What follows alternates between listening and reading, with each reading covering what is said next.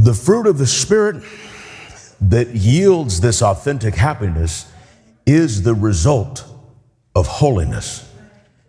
So many times people say, well, I really would like that fruit of the Spirit. I read about it. It sounds wonderful.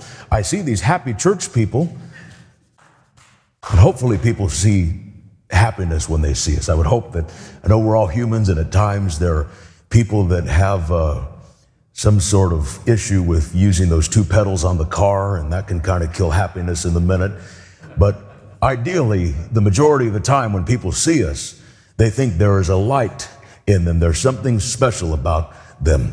We can be going through troubles. We can have all kinds of challenges, but people see the salt and light that we're called to be. There's a happiness that is true. It's authentic, better than any of the facades and the surface level happiness that people experience in the world.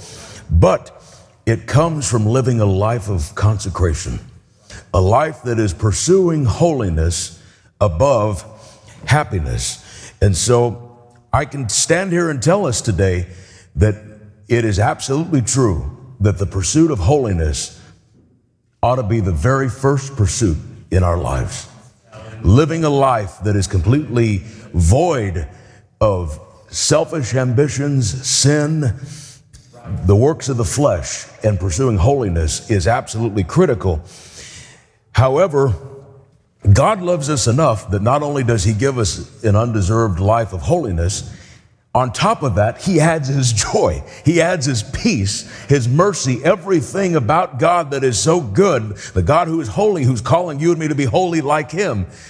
True happiness is undoubtedly the end result of living a life that is holy, because living a life that is holy is what is going to lead to that glorious day that we're going to see Jesus. And there's no happiness that can compare.